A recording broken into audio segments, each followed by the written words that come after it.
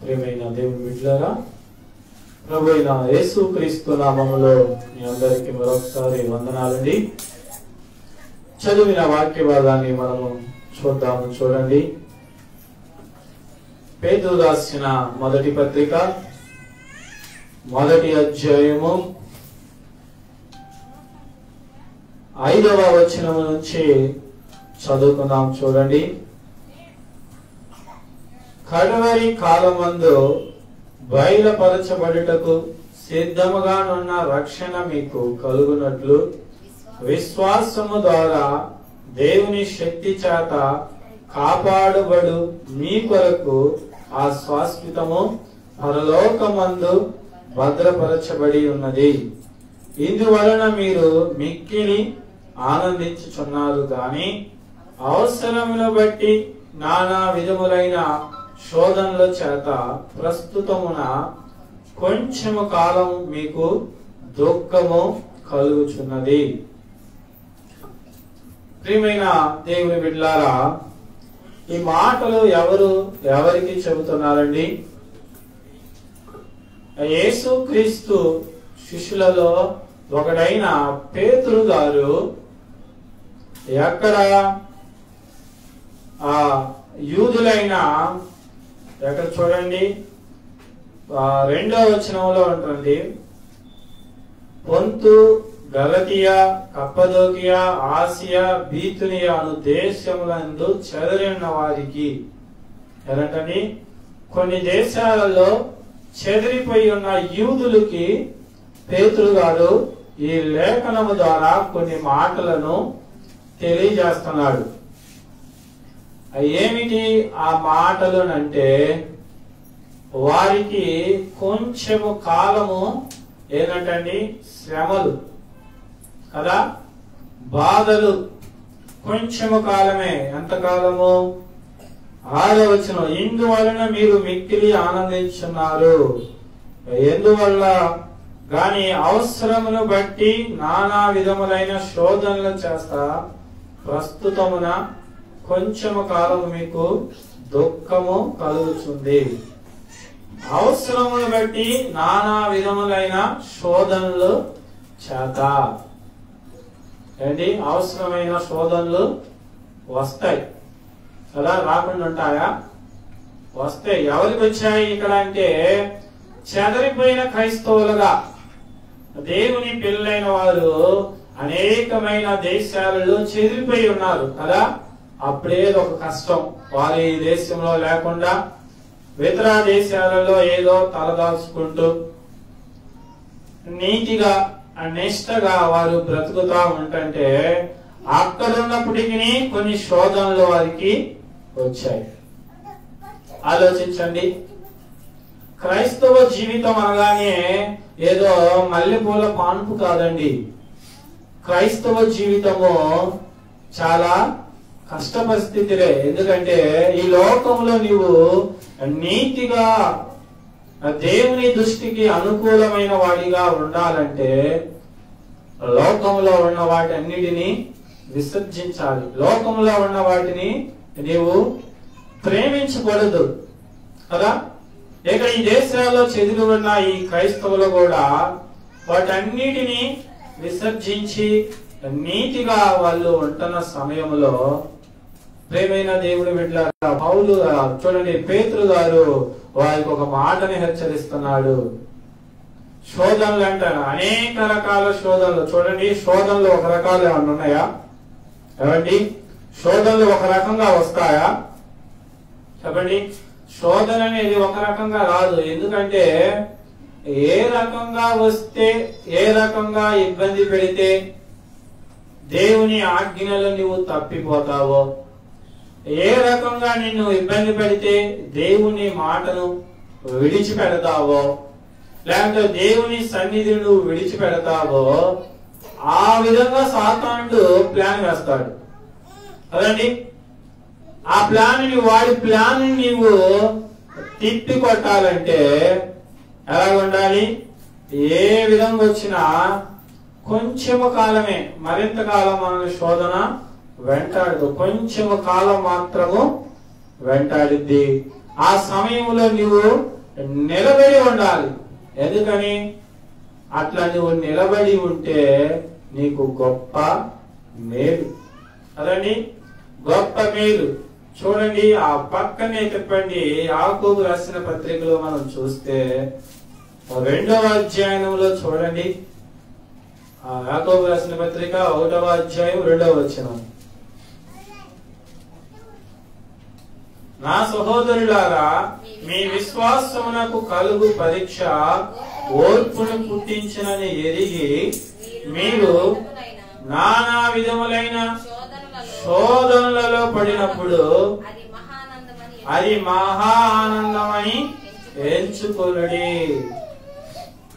చూడండి, ఇక్కడ యాకోబు గారు కూడా ఒక మాటను చెబుతున్నారు.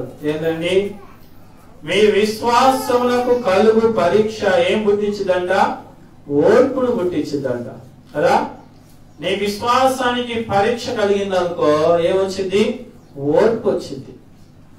అసలు విశ్వాసమే లేకపోతే ఏమొచ్చింది చెప్పండి? విశ్వాసమే లేదనుకో, దేవుని పైకి నమ్మేవారిగా ఉంటారు కానీ వాళ్ళ హృదయంలో నమ్మకం ఉంది కదా.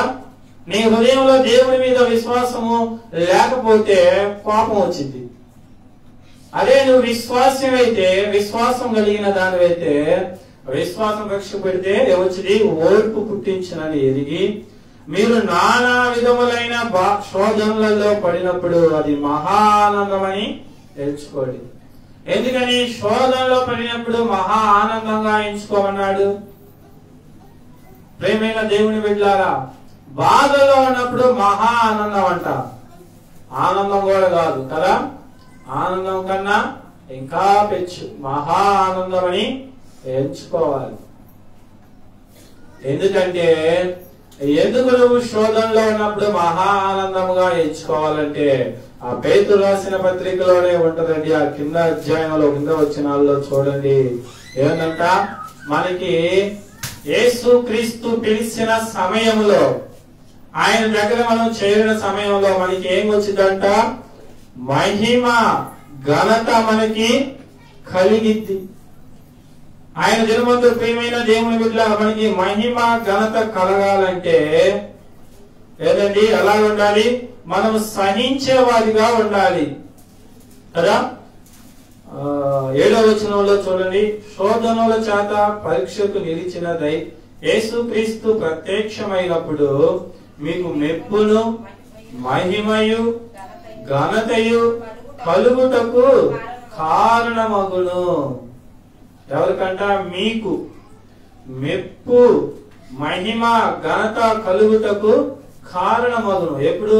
శోధనలు వచ్చినప్పుడు. చాలా మంది శోధన వస్తే భరించడానికి ఇష్టపడరు, కష్టం వస్తే భరించడానికి ఇష్టపడరు. ఏమంటే తొట్టిల్లిపోతారు కదా. మాకే వచ్చిందండి ఈ పెద్ద జబ్బు కదా.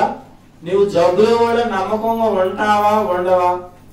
లేదంటే నీ అప్పులో కూడా దేవుడికి నువ్వు నమ్మకంగా ఉంటావా ఉండవా?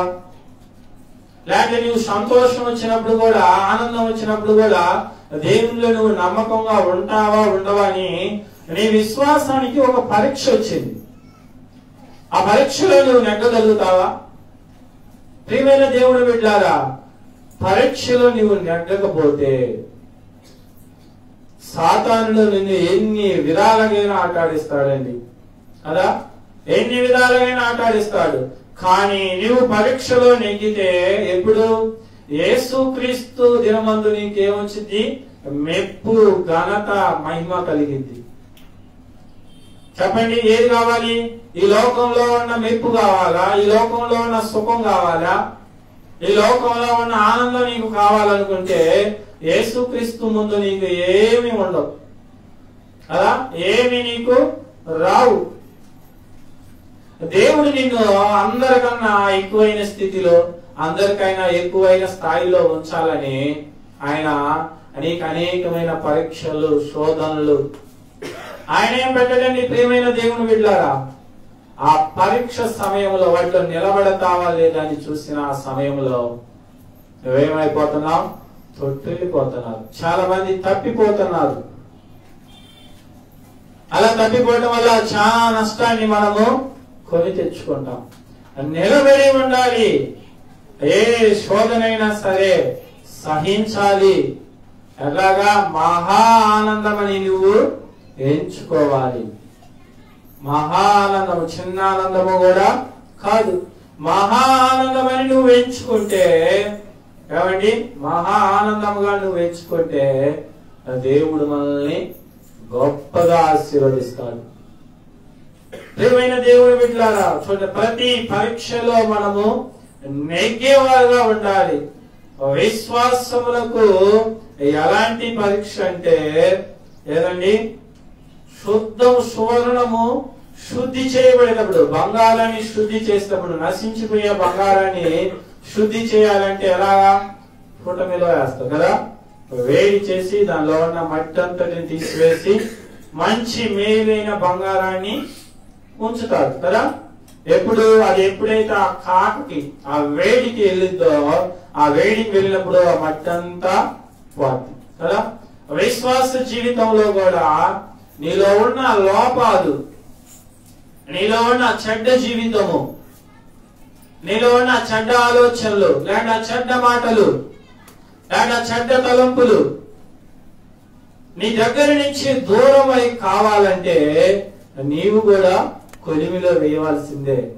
ఏమండి, కొలిమిలో నువ్వు వేయబడటం లేదు, శోధనలు రావటం లేదు, శోధనలు ఏమి లేవు, దేవుడు మమ్మల్ని హ్యాపీగా ఉంచాడు, సాధారణంగా సాగిపోతున్నావంటే నీవు సరైన మార్గములో లేవు.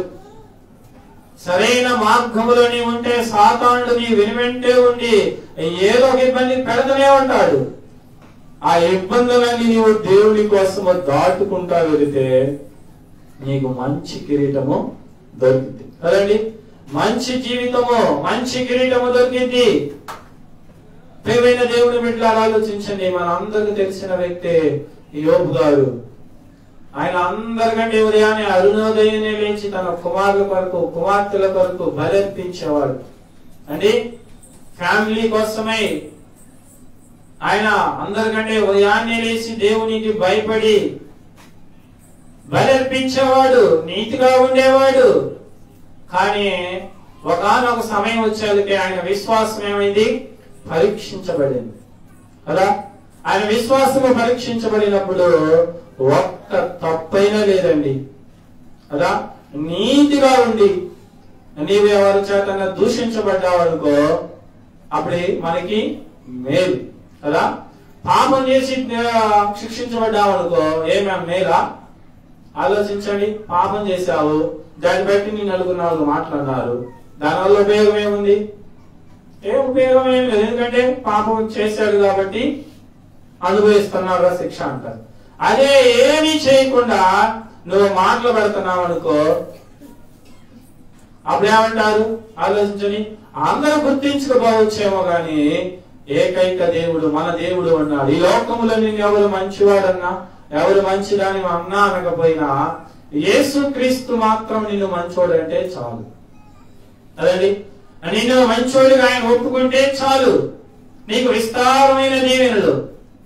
యోబును పాపం తన భార్యే అన్నది, ఏమన్నదా అని, తన భార్యే ఇంకా ఎంతకాలం ఈ నీతినే పట్టుకొని ఊగులాడుతాం?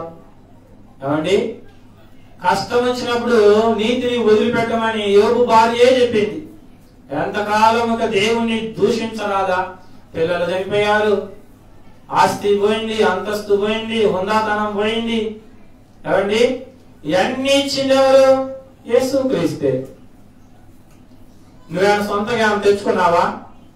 చెప్పండి. ఈ లోకంలో ఉన్న వాళ్ళము ఏదైనా తెచ్చుకున్నావా?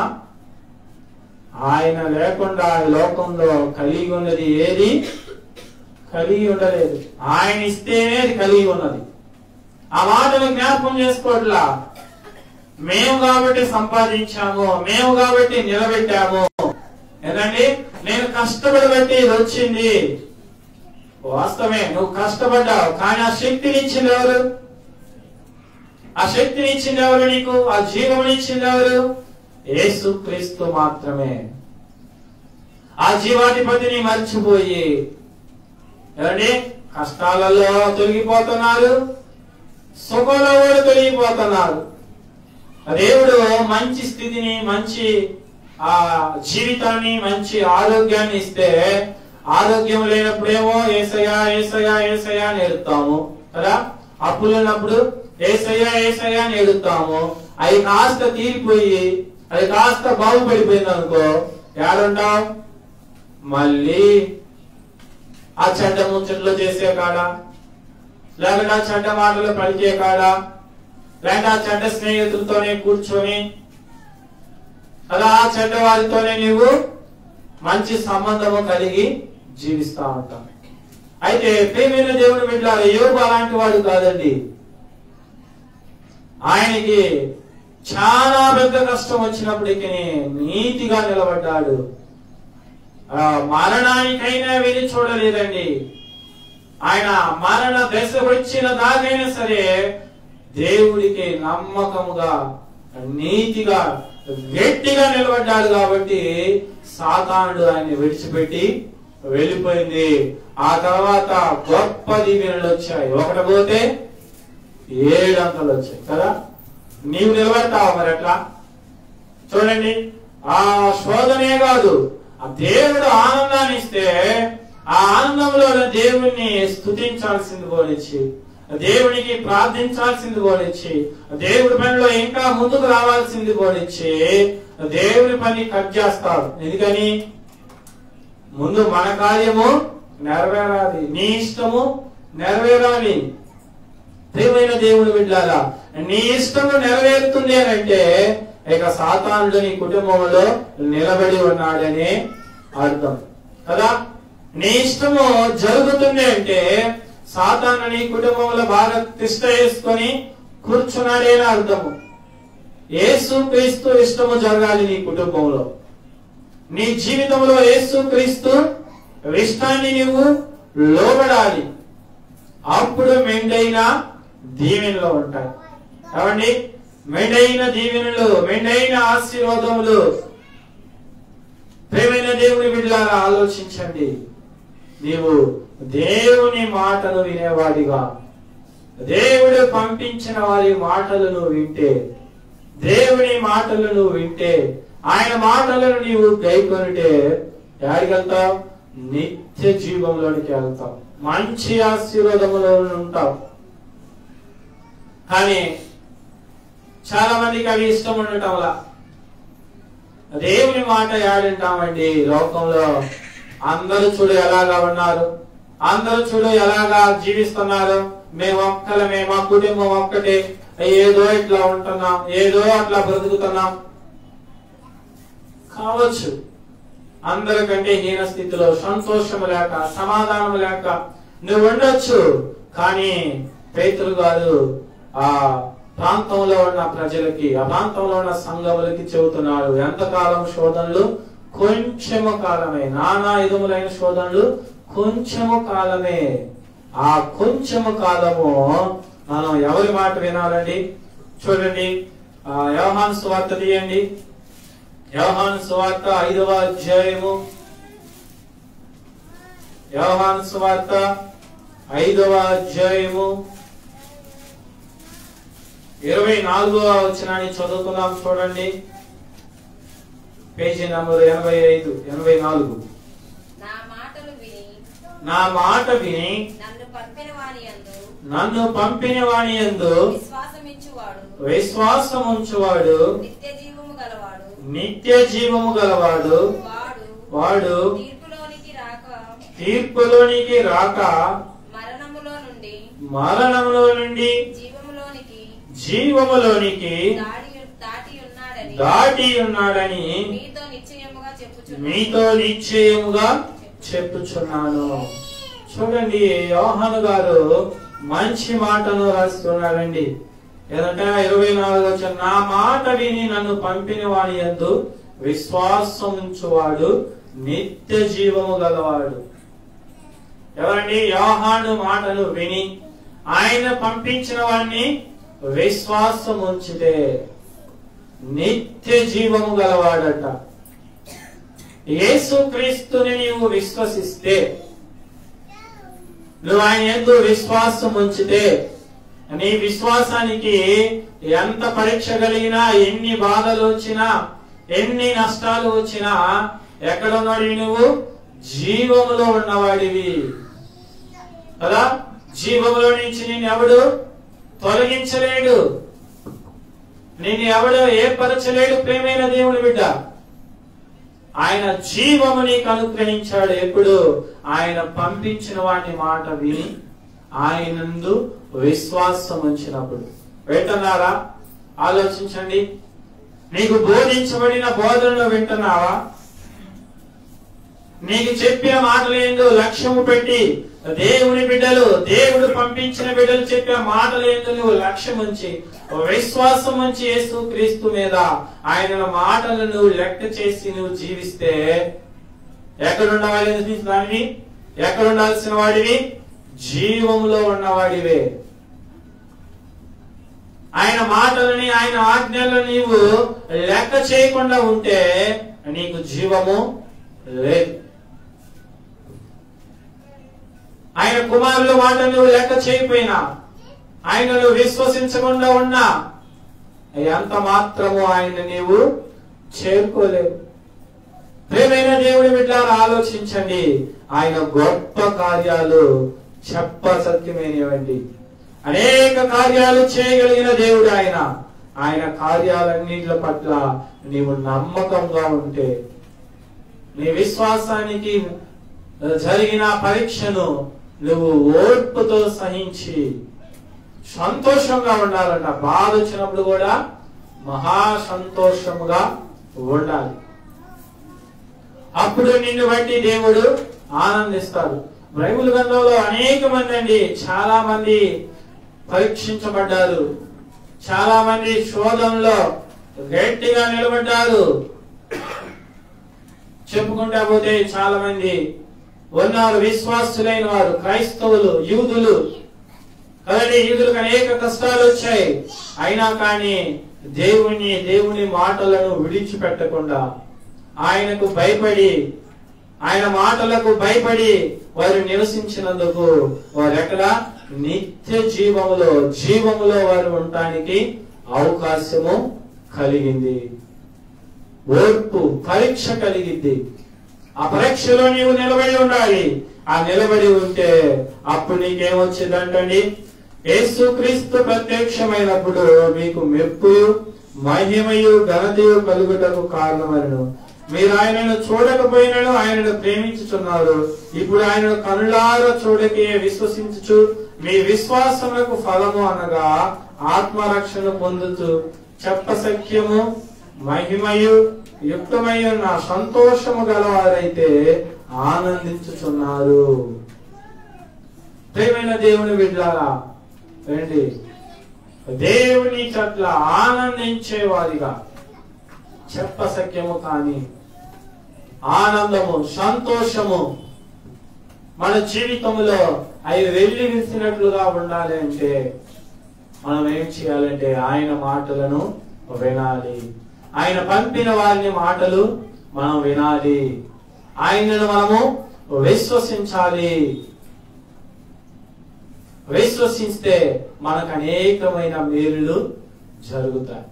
విశ్వాసము లేకుండా, ఆయనకు నీవు భయపడకుండా, ఆయనకు తగినట్లు జీవితము నీవు జీవించకుండా, ఏంటి మన శరీరంలో అనేక విధమైన పోరాటాలు వస్తాయి కదా. మనం శరీరధారిగా ఉన్నప్పుడు అనేక విధములైన పోరాటాలు, అనేక విధమైన ఆరాటాలు జరుగుతూ ఉంటాయి. కానీ అవి ఎవరి ద్వారా? మన ఆలోచనల ద్వారా, మన మనస్సు ద్వారా, మన ఆశపడేటి వాటి ద్వారా, ఏదో ధనము సంపాదించాలని అంటే కూడేయాలని రకరకాలైన ఆలోచనల ద్వారా మనము ముందుకు వెళతాము. కానీ అవి అంత మాత్రం మనకి దొరకవు. ఏమండి? దొరుకుతాయి. మనం ఆశించినప్పుడు అది అంత మాత్రం మనకి దొరకదు. ఎందుకేం దొరకదంటే మనం చెడ్డవారి అయి ఉండి వారి చెడ్డ ఆలోచనలతో మనము అడుగుతాం. కాబట్టి మన ఇష్టానుసారంగా జరగాలంటే అది జరగదు. ఆయనకి ఇష్టమైతే నీవు అడగగానే ఇచ్చేస్తాడు. ఎందుకంటే ఆయన ఇష్టంలో ఎక్కడ లోపం ఉండదండి. నీ ఇష్టం వల్ల అనేక లోపాలు, అనేక నష్టాలు కలగవచ్చు, కానీ ఆయన ఇష్టం వల్ల ఏ లోపము ఉండదు, ఏ నష్టము రాదు. ప్రియమైన దేవుని బిడ్డలారా, ఆలోచించు. విశ్వాస జీవిత ప్రయాణంలో నీ విశ్వాసాన్ని దేవుడు ఈ మధ్యాహ్నకాల సమయం కావచ్చు, లేకపోతే ఈ సంవత్సరంలో కావచ్చు, లేకుంటే ఈ నెలలో కావచ్చు, ఆయన పరీక్షించాలి అనుకుంటే నీ విశ్వాసానికి ఆయన పరీక్ష పెడితే నువ్వు నిలబడి ఉంటావా? నీవు నీతి కలిగి ఉంటావా? నిష్ఠ కలిగి ఉంటావా? ఆయనకు భయపడేవాడిగా నీవు ఉంటావా? దేవుడు నిన్ను కూడా కొలిమిలో వేసి ఆ సెగ చూపించినప్పుడు ఆ సెగకి దొరకకుండా వెళ్ళిపోతావా? కదండి, కొంతమంది దొరకరు. దేవుడి వల్ల నుండి, దేవుని వాక్యము నుండి కావచ్చు, దేవుని బిడ్డల నుండి కావచ్చు, ఒక చిన్న గద్దింపు వచ్చినా, ఏమండి, చిన్న గద్దింపు వచ్చినా, లేదంటే చిన్న మాట వచ్చినా ఎటు వెళ్ళిపోతారు?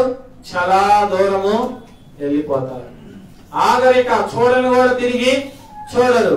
మన రాత్రి కాలం ముందు విన్నాము కదండి, ఆయన ప్రేమించిన వారిని ఆయన ఏం చేస్తాడంట? గద్దిస్తాడు. గద్దించినప్పుడు త్వరపడి మనము మారు మనసు పొందాలి కదా. ఆయన ప్రేమించిన వారిని మాత్రమే గద్దిస్తాడు. ప్రియ సహోదరి సహోదరుడా, ఆయన బిడ్డల ద్వారా, ఆయన వాక్యము ద్వారా దేవుడు నిన్ను గద్దిస్తున్నాడంటే యేసుక్రీస్తు నిన్ను ప్రేమిస్తున్నాడని అర్థం. ఆయన ప్రేమకు నువ్వు ఇంకా లోబడకుండా ఉంటే ఆయన ఎంత బాధపడతాడో ఆలోచించావా? నీవు చేస్తున్న పనులను బట్టి, నువ్వు మాట్లాడుతున్న మాటలను బట్టి, నువ్వు చేస్తున్న స్నేహాలను బట్టి ఆయన వాక్యము ద్వారా నిన్ను హెచ్చరించినప్పుడు, ఆయన వాక్యము ద్వారా నిన్ను గద్దించినప్పుడు నువ్వు త్వరపడి ఆయన ఏం చేయాలండి? త్వరపడి నీవు ఆయన్ని మారు మనసు పొందాలి. త్వరపడి ఆయన సన్నిధిలో నిలబడి ఉండాలి. చూడండి, ఆ మాటను చూపించి నేను ముగిస్తాను. ప్రకటన గ్రంథము తీయండి. ప్రకటన గ్రంథము 3వ అధ్యాయము 19వ వచనములో చూడండి. లవోదియ సంఘంలో ఉన్న చూస్తున్న 19వ వచనం, నేను ప్రేమించిన వారందరినీ గద్దించి శిక్షించుచున్నాను గనుక నీవు ఆసక్తి కలిగి మారు మనసు పొందుము. ఏంటంటే, నేను ప్రేమించిన వారందరినీ గద్దించి శిక్షిస్తున్నాను. దేవుడు నిన్ను ప్రేమించి అనేక సార్లు గద్దిస్తున్నాడు. ప్రియమైన దేవుని బిడ్డలారా, ఏంటంటే ఆసక్తి కలిగి ఏం పొందాలి? మారు మనసు పొందాలి. మార్పు రావాలి ఎప్పుడు? గద్దించినప్పుడు. కానీ కొంతమంది తిరుగుబాటు చేస్తారు అండి. తిరుగుబాటు వచ్చింది ఎందుకని? సాతానుడు నీలో ఉంటే వాడి పద్ధతి ఏంటి? తిరుగుబాటే కదా. వాడు మొదటి నుంచి వాడి కాడి నుంచి వచ్చిన బీజం ఏంటంటే తిరుగుబాటు స్వభావం. తిరుగుబాటు స్వభావం వాడిలో ఉన్నది. ఆ స్వభావం నీలో కనిపిస్తే నీవు కూడా వాడి అనుచరుడివే. యోహాను అదే చెప్పాడు కదండి, నన్ను పంపిన ఎవరంట? ఆయన కుమారులను పంపిన ఆయన మాటలు విని, ఆయన పంపిన వాడిని విశ్వాసం ఉంచితే జీవ మార్గం అంటున్నాడు. కానీ నీవేమో ఆయన మాటలకే లోబడవు, మారు మనసు పొందటానికి ఇష్టపడరు. ఎంత కాలం ఉన్నా ఆ నులివెచ్చని స్థితిలోనే ఉంటారు. అందుకే దేవుడు చూస్తున్నాడు, ఆయన ఎక్కడ? ఇదిగో నేను తలుపు యొద్దే నిలుచుండి తట్టుచున్నాను. ఆయన దగ్గరలో ఉన్నాడు. ప్రియ సహోదరి సహోదరుడా, అది శోధన కాలమే కావచ్చు, వేదన కాలమే కావచ్చు, ఆయన దగ్గరగా ఉన్నాడు. ఆయన స్వరమిని ఆయనకు తలుపులు తీసి ఆయన్ని చేర్చుకుంటే ఆయనతో కూడా నీకు మంచి భోజనము, మంచి విందు, మంచి జీవ మార్గము, సంతోషకరమైన మార్గంలో నీవు ఉంటావు. ఎంత కాలం ఉన్నా ఆయన ఎన్ని గద్దింపులు గద్దించినా, ఆయన ఎంత ప్రేమించినా, ఆయన ప్రేమను నిరాకరించి నీకు నచ్చినట్లుగా జీవిస్తూ నీకు నచ్చినట్లుగా మాట్లాడుతూ, నీకు నచ్చినట్లుగా ఆలోచిస్తూ, నీకు నచ్చిన మార్గంలో వెళితే నిన్ను ఎవడు మార్చలేడు, నిన్ను ఎవడేమి చేయలేడు. ఎప్పుడైతే ఆయన మాటలను గైకొని ఆయన మాటలలోనికి నువ్వు వస్తావో, ఆయన చిత్తంలో నీవు పరీక్షించబడతావో, ఆయన చిత్తానికి ఎప్పుడైతే నువ్వు లోబడతావో, నీకున్న ఆ చెడ్డ మనస్సును నీవు మార్చుకొని ఎప్పుడైతే దేవునికి నువ్వు లోబడతావో, ఆ లోబడినప్పుడు నీకు మంచి మెప్పు ఘనత ఎప్పుడండి ఈ లోకంలో రాకపోవచ్చు, కానీ యేసు క్రీస్తు ప్రత్యక్షమైనప్పుడు అప్పుడు నీకు గొప్ప ఘనత వచ్చింది. అప్పుడు నీవు గొప్ప వ్యక్తిగా ఎంచబడతావు. ఈ లోకంలో ఎంతమంది తిట్టినప్పుడు అప్పుడు నీవు గొప్పవాడిగా నిన్ను దేవుడు అందరి ముందు నిలబెట్టినప్పుడు ఎంత సంతోషం అండి. ప్రేమైన దేవుని బిడ్డలారా, ఆలోచించండి, ఎంత సంతోషము, ఎంత సమాధానము. ఎందుకంటే ఇప్పుడు అవకాశం ఉన్నది, ఆ తర్వాత రోజుల్లో అవకాశము ఉండదు. ఇది కృపకాలము. ప్రియమైన దేవుని బిడ్డలారా, నువ్వేమి శ్రమ పడకుండా, నువ్వేమి బాధపడకుండా యేసు క్రీస్తుని సొంత రక్షకుడుగా నువ్వు విశ్వసించి ఆయన సన్నిధిలో నువ్వు చేసిన ప్రతి పాపాన్ని ఒప్పుకుంటే ఆయన రక్తము ద్వారా, ఆయన మనం కనబడకపోయినప్పటికీ ఆయన యందు నీవు విశ్వాసం ఉంచి ఆయన రక్తమందు నీవు కడగబడితే నీవు నిత్య జీవమే, నీవు జీవములోనికి ప్రవేశించిన వాడివే. కానీ ఈ లోక ఆశల్లో పడిపోయి ఆయన రక్తంలోనికి, ఆయన సన్నిధిలోనికి నువ్వు రాకుండా నీకు నచ్చినట్లుగా నీవు జీవించి వెళ్తావుంటే ఒకనొక రోజు నీవు మరణ ఛాయల్లోకి, మరణంలోనికి, కాలుచున్న అగ్ని జ్వాలలో పడవలసి వచ్చింది. ప్రేమైన దేవుని బిడ్డలారా, అందుకే ఆయన ప్రేమించి నీకు ముందుగా ఆయన త్రోవలను, ఆయన మార్గములను చూపిస్తున్నాడు. ఆయన మార్గములను నీవు నమ్మినట్లయితే మోకరించి ప్రార్థన చేసుకున్నావండి. చిన్న వాక్యము దేవుడు దీవించిన గాక. మోకరించి